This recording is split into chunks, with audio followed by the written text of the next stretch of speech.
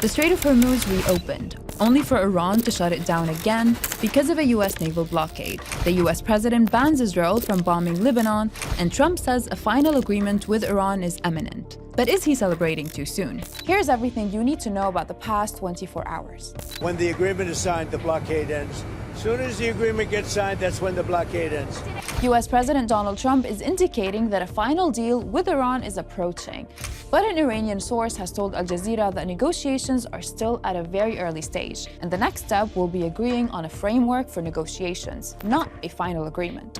The gaps have been apparent all day in a war with sharply competing narratives. And today, this comes down to the Strait of Hormuz, the choke point to 20% of the world's energy. After Iran's Foreign Minister Abbas Araghchi announced on X that the strait is now completely open for commercial vessels, in line with the ceasefire in Lebanon, US President Donald Trump jumped on Truth Social to confirm and thank Iran. But he also said that US naval blockade of Iranian ports will remain in full force.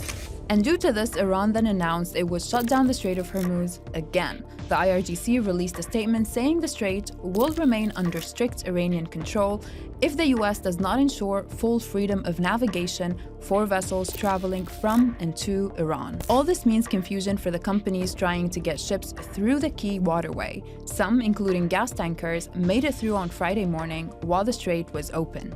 One of Iran's key demands is a new protocol in the strait once the war ends. And even if both sides lift their restrictions, it will take a while before normal shipping resumes. Insurers are reluctant to cover the danger and the uncertainty. And on the nuclear issue, more gaps between Trump's statement and the Iranian position. Trump says Iran has agreed to hand over its enriched uranium, but that's been flatly denied by Iran's foreign ministry. Clearly, there is more diplomatic work to do, and Pakistan's prime minister is shoring up regional support for a deal. Shahbaz Sharif visited Turkey, where he met President Recep Tayyip Erdogan, as well as the Qatari Emir Sheikh Tamim bin Hamad Al Thani. Mediators are trying to persuade the US to hold back Israel, and President Trump says he's now banned Israel from bombing Lebanon. He wrote, "Israel will not be bombing Lebanon any longer. They are prohibited from doing so by the USA.